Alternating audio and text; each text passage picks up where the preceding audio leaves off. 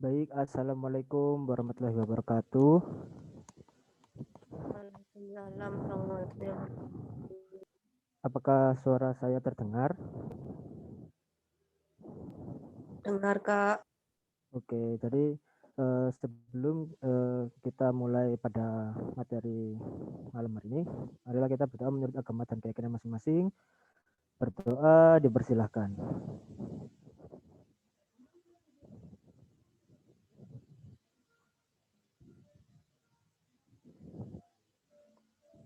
Berdoa selesai. Jadi pada kesempatan kali ini materinya adalah tentang JavaScript function. Oke, bagi yang belum kenal, perkenalkan, saya Dito Cahya Pratama, saya dari WRI 7. Sebelumnya, apakah share screen-nya terlihat dengan jelas? terlihat Kak. Oke, terlihat dengan jelas ya. Langsung saya next. Jadi, saya mau tanya nih kepada teman-teman semua, mengapa ya kok harus menggunakan function? Ayo, kira-kira ada yang tahu nggak ini? Kenapa kok harus menggunakan function? Ayo, ada yang tahu?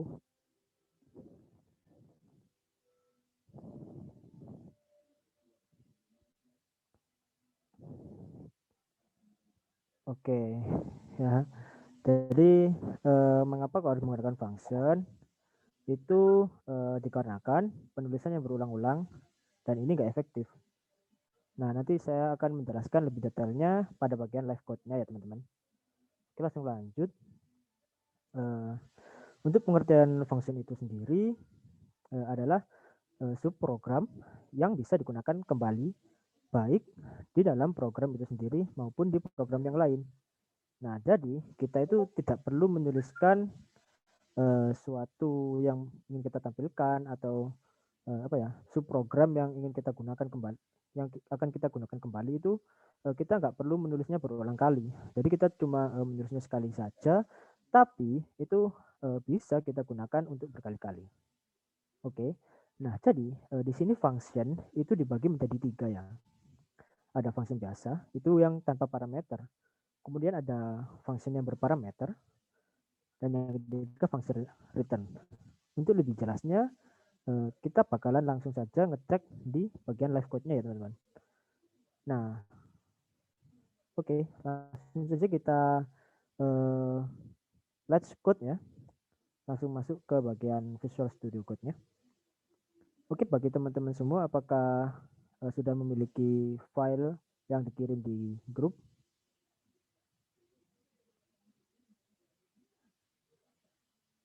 Bagaimana? Sudah. Oke, jadi sudah ya. Oke, jadi yang pertama kalian buka ya index.xml-nya. Coba kalian buka. Nah, di situ sudah saya buatin untuk starter template-nya ya. Jadi dia bakalan manggil ini index.js-nya. Oke, kita buka ya. Index.js. Oke. Nah, yang dimaksud pemanggilan berulang-ulang tadi itu seperti apa? Oke, saya jelaskan terlebih dahulu ya. Misal kita mau menampilkan hello world nih sebanyak 4. Tapi kalau yang kayak gini ini nggak efektif ya teman-teman. Teman-teman bisa menggunakan Node atau teman-teman bisa menggunakan yang XML tadi. Bagi yang belum menginstal Node, teman-teman bisa langsung aja install Node di websitenya Node.js ya teman-teman, di Node.js.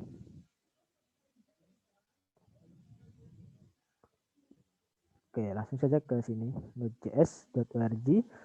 Teman-teman bisa langsung pilih download yang LTS ini aja.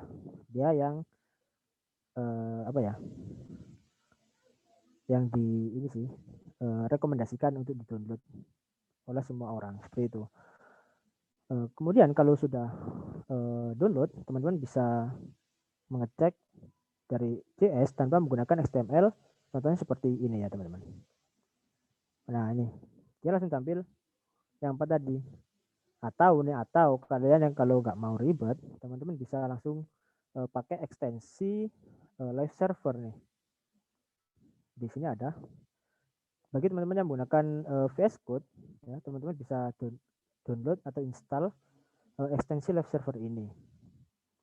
Nah, jika sudah install ya, teman-teman bisa langsung saja klik kanan, open with live server untuk yang index.html tadi ya teman-teman. Oke, jika sudah bakal tampilin kayak gini. Apakah ini sudah dipraktekkan langsung atau gimana teman-teman?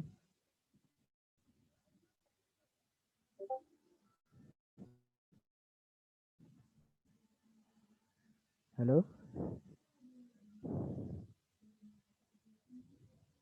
Atau saya kecepatan? Gimana teman-teman? Kecepatan ya. Lanjut. Oh, kecepatan ya. Oke, jadi saya ulangi lagi ya. Kita kan menggunakan JavaScript itu untuk menggunakan function. Jadi bagi teman-teman yang mau praktik langsung hari ini ya, itu langsung bisa dibuka file index.html-nya. Nah, di bagian index.html-nya itu terdapat file srt nih. Dia bakalan manggil file yang bernama index.js. Nah, file index.js itu mengarah di sini teman-teman. Ini. Nah, dia bakalan manggil yang console.log ini, yang 4 ini. Langsung kita bisa cek ketika kita menggunakan live server tadi. Bagi teman-teman yang belum install live server, teman-teman bisa langsung cek di bagian ekstensi, kemudian ketika aja live server seperti ini teman-teman. Nah, maka muncul yang ini, yang paling atas. Nah, teman-teman bisa install ekstensi live server ini, seperti itu teman-teman. Nah, jika sudah, di bagian sini, maka akan muncul seperti ini. Ada live server teman-teman ya. Nah, ini. Teman-teman bisa open with live server seperti ini. Nah, jika di open, maka tampilnya seperti ini. Oke. Nah, teman-teman bisa melihat hasil dari index.js tadi di bagian inspect ya, teman-teman. Bagian konsol. Nah, ini dia muncul di bagian ini. Tadi ada 4 kan. Nah, dia muncul di bagian sini ada 4 seperti itu. Oke. Nah, ini kan penulisan yang tanpa menggunakan parameter, tanpa menggunakan function. Jadi, dia itu menuliskan satu persatu seperti ini ya, teman-teman. Oke. Langsung saja kita jelaskan. Di sini ada function yang tanpa parameter. Penulisan function tanpa parameter itu ada fungsi biasa, ada fungsi dengan ekspresi, ada arrow function, dan yang terakhir itu menggunakan konstruktor untuk menampilkan untuk menuliskan fungsinya. Oke, kita coba satu persatu ya teman-teman. Di sini terdapat function hitung. Nah, function hitung ini bakalan membuat variabel dia panjangnya berapa? 5. Kemudian dengan variabel lebar dengan value 6. Kemudian variabel luas itu adalah panjang dikali lebar. Nah, otomatis ketika kita gunakan console log luas, dia bakal menampilkan 30. Seperti itu ya, teman-teman. Nah, tapi di sini kita bakal tinggal manggil yang namanya hitung ini, teman-teman. Nah, hitung ini merupakan function yang mana dia bakalan dipanggil di sini, teman-teman. Sebentar, saya buatkan source code-nya untuk memanggil hitung ini ya, teman-teman. Oke, saya buatkan dulu di bagian on click. Ini misalkan tes gitu aja, teman-teman. Jadi usahakan tes ini bentuknya fungsi. Kemudian teman-teman bisa buat sama ya, function tes ini. Dimana kita bakalan menggunakan alert untuk menampilkan hasil dari hitung ini, teman. Nah, karena di sini menggunakan console log luas ya, kita nggak perlu alert. Jadi langsung kita tulis saja hitung seperti itu ya, teman-teman. Jadi ketika kita klik tes, dia bakal muncul hitung. Oke, lebih jelasnya kita bakal praktikkan langsung ya. Di sini saya belum klik untuk klik ini. Nah, ketika saya klik nih, nah dia langsung muncul nih 30. Nah, jadi di sini kita kan nggak perlu menuliskan variabel panjang, variabel lebar, variabel luas, dan konsolok luas. Nah, untuk pemanggilannya kita cuma kayak gini. Nah, tadi kan saya bilang ini adalah efisien. Kenapa? Jadi kita bisa tulis cuma hitung gini aja. Nanti, nah kita nggak perlu menuliskan ini itu sebanyak ini teman-teman ya. Jadi kita cuma memanggil fungsinya gitu teman-teman. Nah teman-teman bisa melanjutkan eksperimen dengan menggunakan function dengan ekspresi, bisa dengan menggunakan arrow function, bisa dengan menggunakan yang fungsi dengan konstruktor. Nah ngomong-ngomong, di dalam sini kan ada fungsi dengan konstruktor ya teman-teman. Nah konstruktor ini itu fungsi dengan menggunakan konstruktor ini itu tidak disarankan oleh developer lain, oleh developer gitu ya. Ini nggak disarankan untuk digunakan. Untuk itu saya di sini menyarankan untuk menggunakan fungsi biasa, fungsi dengan ekspresi, dan arrow function seperti itu teman-teman. Ini cuma sebagai contoh saja ya bahwa di dalam penggunaan atau penulisan function itu terdapat fungsi dengan konstruktor seperti itu teman.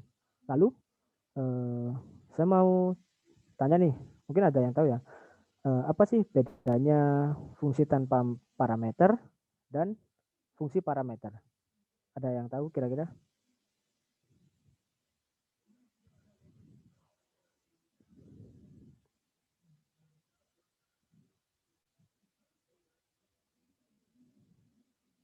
Halo?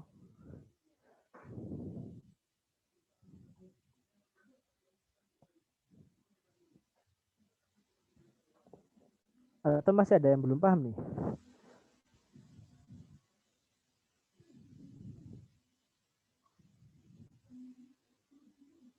Teman-teman bisa tanya dulu kalau masih belum paham.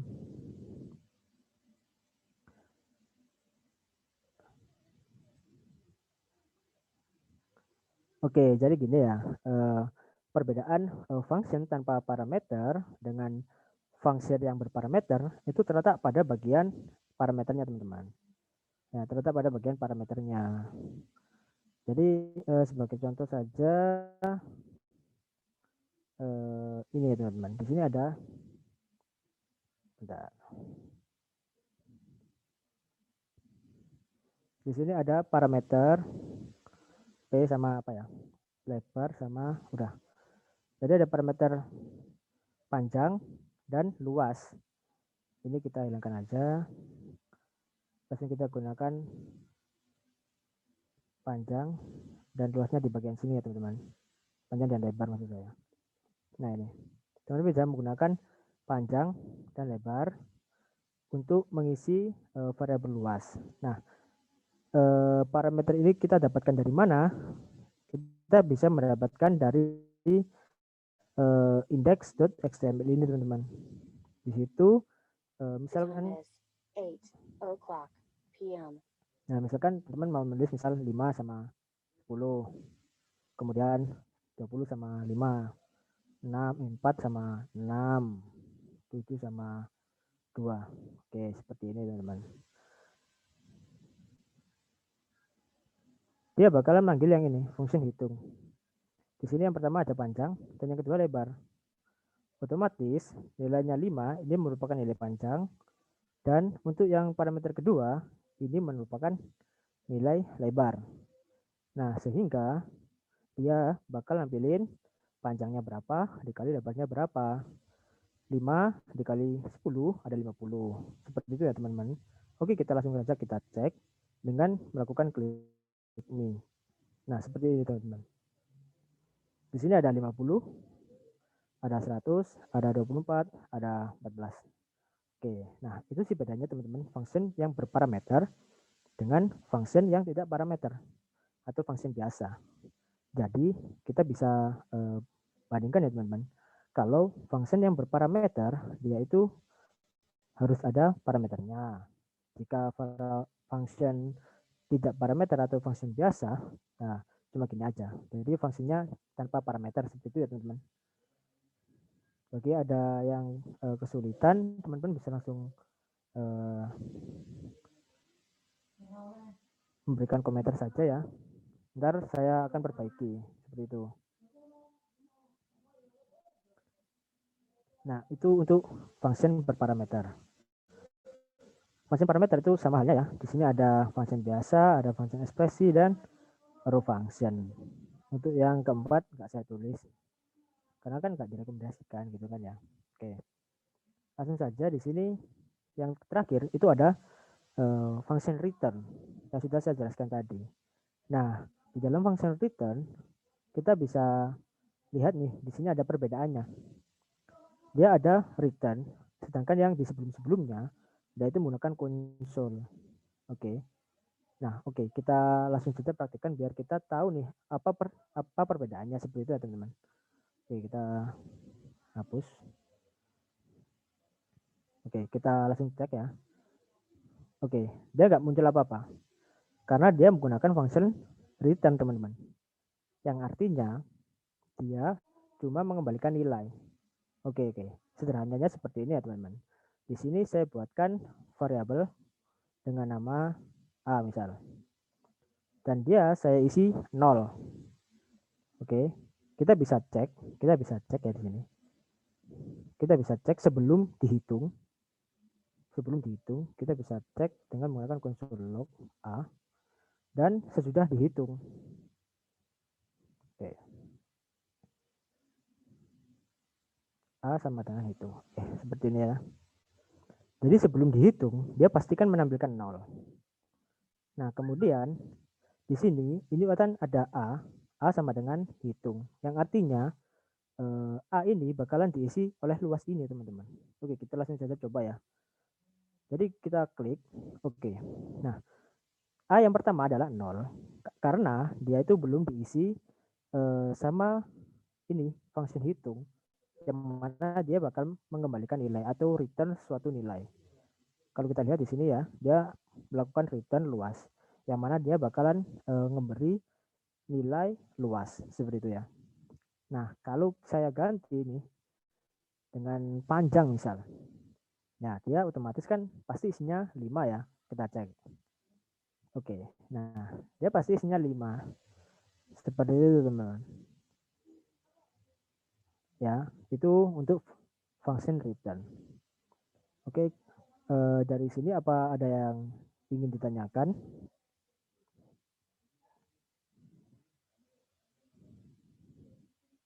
Kak, bertanya Kak. Iya, silakan. VAR itu apa Kak ya? Oke, jadi VAR ini tuh seperti kita itu mau definisikan sesuatu ya. Nah, kalau kita lihat di Witri School itu ada 3 sih. Ada VAR, ada cons, dan ada let. Oke, sebentar ya. Saya bakal jelasin satu persatu. Nah, di sini untuk VAR ya. VAR itu adalah variabel yang dia itu enggak apa ya. Dia itu sebelum muncul ini. Jadi itu dia ada di ES sebelum ES6. Nah, kalau sekarang kan JavaScript itu sudah menggunakan ES6 yang mana bentar ya, saya buatkan kayak ini aja. Oke. Di mana dia ada cons dan let. Nah, dan ini tuh sudah beda, teman-teman. Untuk cons itu adalah data yang tetap. Artinya dia itu enggak berubah-ubah ya. Misal di sini kan ada B0. Oke. Nah, datanya dia bakal tetap 0 meskipun kita ubah. Nanti kita langsung coba ya. Nah, kemudian yang let itu adalah data yang berubah-ubah. Oke. Nah, itu sih perbedaannya. Kalau var itu penggunaan sebelum ES6. Jadi itu yang JavaScript lama. Dia itu tipenya seperti let sih menurut aku ya. Kayak gitu. Oke, langsung saja kita coba untuk yang B. Kita bisa misal menggunakan yang B ya, teman-teman. Kira-kira bisa nggak? Gitu kan. Ini kan B-nya 0. Sebelum hitung 0. Kemudian B saya isi dengan nilai hitung. Kita tampilkan B. Oke, apa yang akan terjadi? Kita bisa cek, klik nih. Nah, ini dia error ya. Karena dia merupakan konstanta. Nah, const ini itu merupakan konstanta, dan pengertian dari konstanta itu sendiri adalah data yang tetap. Artinya value-nya itu nggak berubah-ubah. Tetapi kalau kita gunakan C, ya teman-teman, kita gunakan C, kita bisa cek. Oke, kita bisa cek.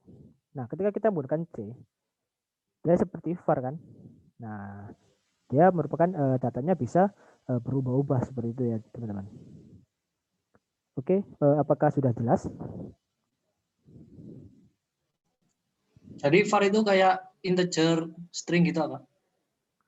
Ya, seperti itu. Tapi kalau di JavaScript itu seperti gini aja. Teman-teman pernah belajar bahasa PHP atau belum ya?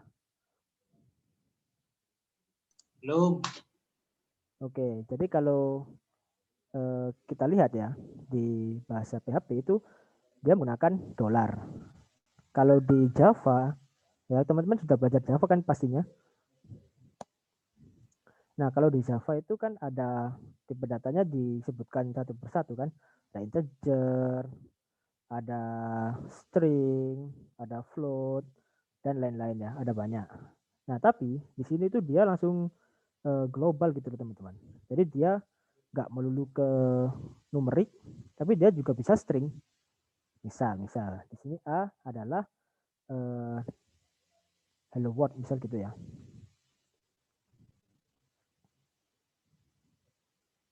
Oke, dia saya komentar dulu. Untuk memberi komentar ya kayak gini, tinggal slash gitu aja. Oke, saya bakalan nampilin hello world ini. So, saya menggunakan alert ya, alert A gini ya teman-teman. Oke, kita tampilkan aja di sini. Nah ini, dia muncul hello world. Nah fungsi alert itu ya munculin ini, munculin kayak pop up alert gitu. Jadi kalau di JavaScript itu berbeda dengan pada bahasa pemrograman Java yang mana dia harus nyebutin satu persatu tipe datanya. Kalau di sini dia itu bisa digunakan tanpa harus mendefinisikan tipe datanya apa, seperti itu. Apa sudah paham? Izin bertanya, Kak. Oke, silakan. Kapan kita menggunakan cons, kapan kita menggunakan let, sama var itu? Oke, Pertanyaannya saya juga. oke. Jadi gini, kapan sih kita menggunakan var, kapan kita menggunakan cons, kapan kita menggunakan let? Oke, kalau menurut saya ya teman-teman, itu teman-teman bisa menghindari penggunaan var karena dia itu selalu datanya bisa berubah-ubah. Seperti itu ya teman-teman. Jadi teman-teman itu saya lebih menyarankan untuk menggunakan cons ataupun let. Oke, kapan ya kita menggunakan cons, kapan kita menggunakan let gitu ya. Jadi kalau kita menggunakan cons itu seperti konstanta. Teman-teman tahu kan kalau di matematika itu adanya mana pi. Pasti tahu ya pi. Pi yang 3, value-nya ya 3,14 itu loh. Nah, itu pasti dia kan nilainya kan nggak berubah-ubah. Misal B ini merupakan misal saya ubah ya, cons pi dia kan nilainya 3,14 gitu ya. Oke. Nah, ini value-nya dari pi, dia nggak bakalan berubah-ubah. Nah, terus kapan kita menggunakan let? Let ini adalah data yang berubah-ubah. Misal seperti ini tadi, sebelum kita melakukan perhitungan, itu kan datanya 0. Kemudian kita melakukan suatu perhitungan. Oke, nah kemudian kita bisa menampilkan hasil dari suatu perhitungan yang tadi. Seperti itu. Itu salah satu contoh penggunaan let. Seperti itu ya teman-teman. Masih kurang jelas atau bagaimana ya? Jelas ya? Oke, terima kasih. Masih ada yang bertanya? Kak, izin bertanya, Kak. Oke, ya, silakan. Ini di template JavaScript-nya kan tidak menggunakan, di akhirnya tidak menggunakan semikolon atau tanda titik koma itu, Pak. Ya. Apakah JavaScript memang tidak harus mewajibkan di akhir penulisan sintaknya harus menggunakan semikolon, Kak? Oke, jadi kalau di JavaScript ini unik ya teman-teman. Jadi kalian tidak perlu menggunakan semikolon atau ya ini tergantung kalian sih ya. Kalau di saya itu nggak gunakan juga nggak apa-apa. Soalnya nanti kan ujung-ujungnya kalau di React juga nggak gunakan itu juga nggak apa-apa. Seperti ini misalnya. Kita langsung kita cek. Oke, dia masih tetap bisa berjalan tanpa muncul error. Seperti itu ya. Jadi kita boleh menggunakan titik koma, kita juga nggak memaksa untuk menggunakan titik koma gitu loh. Ya seperti itu sih. Oh iya Kak, terima kasih Kak. Oke. Masih ada yang ingin bertanya? Oke, kalau nggak ada langsung saja kita ke ini ya, simple project. Teman-teman bisa langsung cek filenya simple project, sudah ada kan? Nah, langsung buka di bagian index.html-nya. Nah, di mana dia itu sudah menggabungkan JavaScript dan juga style sheet CSS. Yang mana dia saya jelaskan dulu ya sebelum kita melihat hasil jadinya itu seperti apa. Jadi di sini tuh ada kelas merah, kelas salmon, kelas hijau, dan kelas orange. Dia itu mengambil dari style ini teman. Nah ini. Kalau merah kolornya apa? Kalau salmon kolornya apa? Kalau hijau kolornya apa? Dan kalau orange warnanya apa? Oke, setelah itu ketika diklik ya, di sini ada on click, artinya ketika diklik dia bakalan manggil function yang namanya berubah. Yang mana file ini itu dipanggil melalui script ini teman-teman. Script.js. Oke. Nah, ini filenya script.js. Nah, ini function berubah. Nah, yang mana dia itu menggunakan ini ya, document get element by ID. Apa sih fungsinya document get element by ID? Oke. Jadi fungsinya dia bakal mengambil ini ID. Kita bisa mengatur di sini ya, document get element by ID. Dia bakal mengambil elemen ID dengan nama kotak. Oke, dengan nama kotak ya. Yang mana dia bakal memberikan stylenya itu backgroundnya, dia bakal memberikan warna. Nah ini ya teman-teman, warnanya apa. Oke. Nah kalau kita cek, teman-teman bisa menggunakan ini ya, klik kanan, langsung open with web server seperti itu ya. Itu lebih mudah sih menurut saya. Nah seperti ini tampilannya.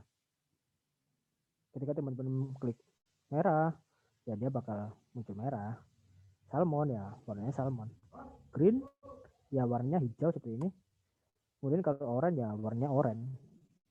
Oke, seperti itu. Itu salah satu contoh dari penggunaan function ya teman-teman. Yang mana dia juga menggunakan style sheet. Jadi function itu bisa digunakan untuk apa aja teman-teman. Oke, nah di sini saya ingin tanya nih, kira-kira teman-teman sudah paham gak nih untuk yang simple project nih? Atau masih ada yang yang ingin ditanyakan?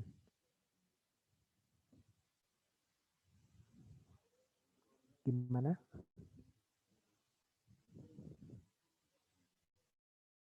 Kak, izin bertanya Kak. Ini yang di script JS ini kan fungsinya mengakses warna kan Kak? Iya. Ini saya cari kok yang kayak variabel warnanya kok tidak ada gitu Kak. Itu bagaimana maksudnya? Oke. Ini asal warnanya ini dari mana gitu? Ya, kan tadi kan sudah saya jelaskan ya di yang opening. Nah, di situ ada yang namanya function parameter ya. Yang mana dia itu memanggil ini. Misalkan yang tadi sudah saya jelaskan kan ada panjang, lebar, kemudian dia diambilnya dari nama fungsinya hitung, terus di sini panjangnya berapa, lebarnya berapa, seperti itu. Itu sih sama sih ya. Kalau kita lihat di sini, nah ini dia ambil ini red, terus warnanya salmon, terus warnanya green yellow, terus warnanya orange. Kita juga bisa loh memanipulasinya dengan cara seperti ini. Ini kan bukan string, tapi yang tadi kan kita menggunakan tipe integer ya, atau numerik. Nah seperti itu. Nah ini, misal red, oke. Tadi di sini warna itu red. Jadi style backgroundnya ya red seperti itu teman-teman. Oke, masih kurang paham atau gimana? Oh iya Kak, udah Kak, paham. Oke. Ya, sama-sama. Mas, Di tanya sini Mas, ada yang bertanya. Oke, silakan, silakan. itu memang di apa pengisian parameternya yang di on click berubah itu memang harus ada petiknya itu Mas untuk semua parameter atau gimana? Mohon maaf ya, petik yang mana ya? Yang ini Yang atau tadi yang ini? Yang satu ini? parameter ya. Oh, petik satu. Ya, ya tergantung ininya sih. Dia dia string atau apa? Nah, kalau ya bukan string, kita coba ya, kita coba. Oke, misalnya merah ya, kita klik red. Oke, dia nggak bisa. Karena apa? Dia kok nggak bisa? Ini itu seharusnya dia kan string, ya, dia kan string. Nah, kayak gini. Jadi harus ada petiknya, seperti itu. Kalau nggak ada petiknya ya apa ya? Kita nggak tahu. Maksudnya ini apa? Kok nggak ada petiknya? Oke, JavaScript itu nggak bisa mengenali. Ini dia nggak bisa mengenali. Dikarenakan apa? Kok dia nggak bisa mengenali? Oke, misal ya, kita langsung tuliskan saja red nih di sini. Oke, kita langsung tuliskan red. Kita nggak panggil parameter warna ya teman-teman. Kita cek. Oke, dia nggak nampil. Tapi kalau kita beri dia petik, ya, beri dia petik, dia bakal ya kayak gini. Dia bakal muncul. Oke, nah kenapa ini ketika yang merah saya klik, ya kok nggak bisa? Pasti di konsolnya dia munculin error, teman-teman. Nah ini kan, nah benar kan? Red is not defined. Artinya red itu belum didefinisikan. Nah itu dia muncul error kan. Tapi kalau dia itu tipenya string ya teman-teman, dia itu tipenya string seperti ini misalnya. Oke, untuk ininya saya ganti lagi menjadi parameter warna. Saya yakin dia nggak bakal error, pasti muncul. Nah ya kan, muncul kan. Nah seperti itu. Apakah penjelasan saya sudah jelas? Mas, tapi saya misal Mas ya, tanya kalau kan ini kan warna, kalau misalkan berubah ukuran kan butuh kayak PX gitu kan, Mas yang pixel itu. Nah, itu Oh iya. PX-nya itu ditaruh di mana apa ikut dimasukkan ke parameter atau gimana? Ya teman-teman bisa langsung aja masukin di parameter juga bisa sih. Misal ya teman-teman di sini langsung saja tuliskan ya misal saya coba pakai huruf PX deh ya. Kalau di script ya kan pastinya nggak pakai yang kayak gini kan. Harusnya kita pakai dokumen.get. Jadi apa kota misal. Untuk warnanya saya buat defaultnya red ya teman-teman. Nah kita bisa melakukan style dot misal widthnya. Oke, widthnya saya ubah menjadi ini width ya teman-teman. Oke kayak gitu. Oke, dia bakal panggil elemen ID yang namanya kotak. Dia bakal saya beri style yaitu lebar. Yang mana lebarnya ngikutin lebar. Ya, lebar yang kita inputkan. Oke, misalkan di sini saya inputkan berapa ya? Enaknya 500 deh. Oke, 500 ya. Kita coba caret. Oh, ini ya. Dia langsung kayak gini, 500. Oke, saya bakal buat ini menjadi bervariasi ya, teman-teman. Misalnya ini 100 px. Kemudian ini saya pakai 200 px. Ini saya pakai 50 px. Nah, pasti hasilnya bakal beda-beda nih. Merah. Oke, ya kan? Beda-beda kan? Nah, itu px-nya ya diikutin. Seperti itu ya. Apakah sudah jelas? Ya Mas, terima kasih Mas. Oke, sama-sama. Apakah masih ada yang ingin ditanyakan?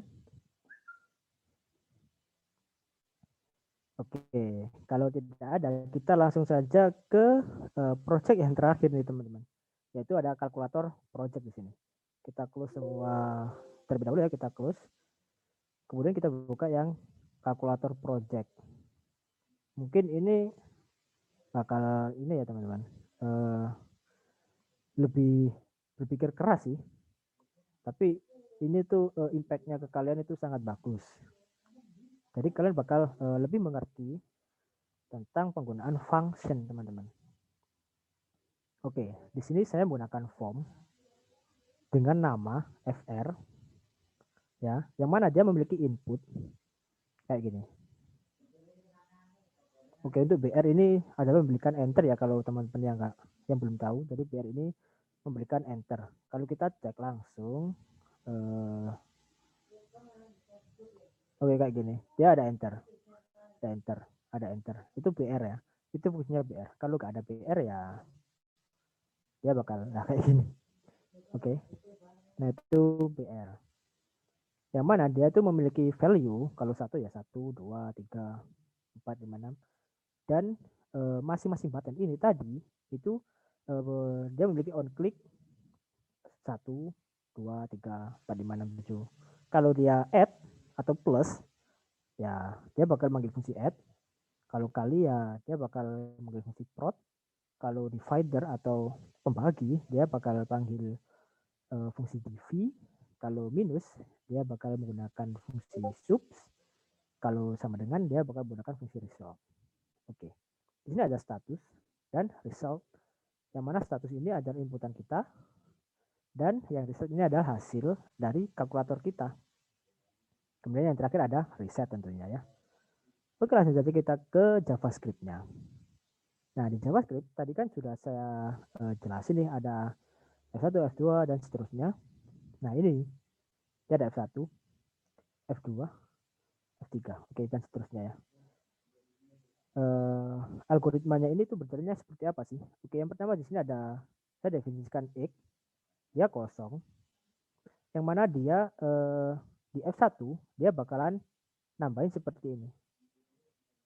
X sama dengan X plus 1. Jadi value-nya X kan kosong. Oke, value-nya X kosong, kemudian dia ditambah 1.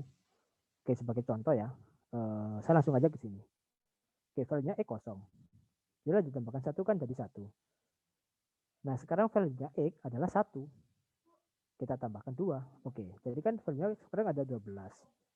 Kita tambahkan 9. Nah, sekarang value-nya ada 1, 2, 9. Seperti itu. Untuk teman-teman yang ingin mengetahuinya lebih lanjut, saya bakalan buatin konsol nih teman-teman ya.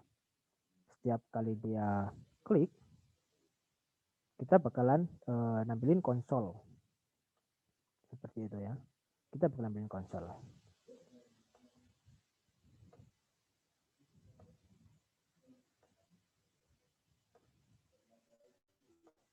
Oke, jika sudah, kita bisa kembali nih ya di sini dengan menggunakan inspect elemen, kemudian kita ke bagian konsol ya.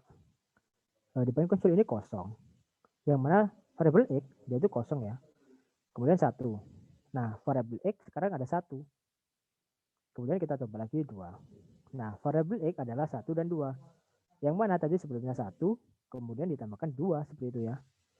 Itu sih logikanya seperti itu ya. Nah, di sini kok ada ini mas, ini maksudnya apa nih? Nah, dokumen itu adalah fungsi dari JavaScript itu sendiri, yang ketika kita dot ini titik, dia bakalan ngambil name dari yang kita buat tadi, yaitu name fr ini. Kemudian kan dalam fr dia itu memiliki ini ya, isi dari form, yaitu ada namanya T2 dan T1. Ini name ya teman-teman, name. Oke. Nah, jadi kita panggil yang T2.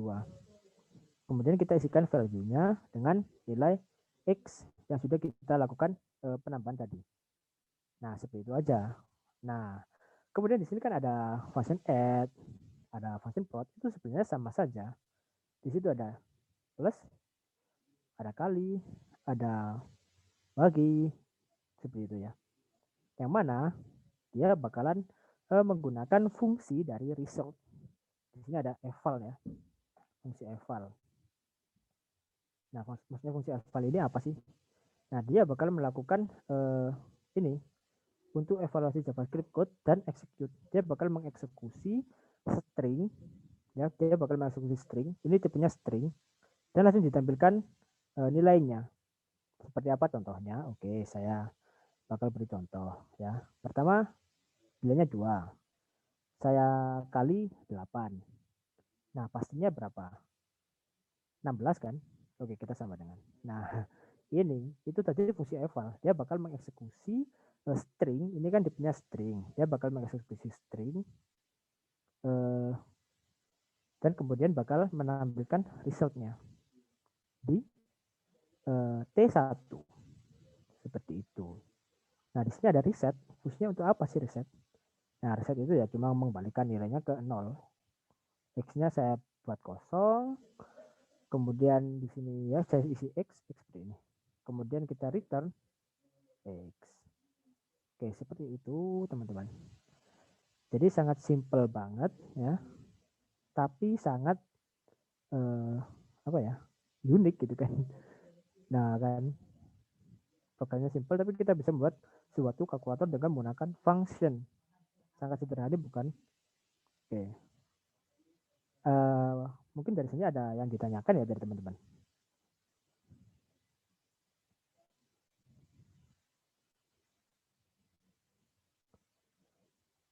Halo. Belum ada, Mas. Oh, belum ada, berarti sudah mengerti ya? Sedikit-sedikit, Mas. Oke, nah jadi kalau begitu untuk materi function saya bisa akhiri sampai sini dulu ya. Nanti kalau teman-teman sudah bisa belajar mengenai array setelah saya ya, teman-teman bisa mencoba project CRUD ini teman-teman. Setelah teman-teman mempelajari array ya, kalau teman-teman belum mempelajari array ya teman-teman nanti nggak tahu nih dasarannya array apa, kok tiba-tiba coba project yang CRUD gitu ya. Teman-teman nanti kalau sudah paham tentang array, teman-teman bisa mencoba sendiri ya ini CRUD ini. Oke, sekian dari saya. Mohon maaf jika ada kekurangan. Wassalamualaikum warahmatullahi wabarakatuh. Waalaikumsalam warahmatullahi wabarakatuh. Halo, selamat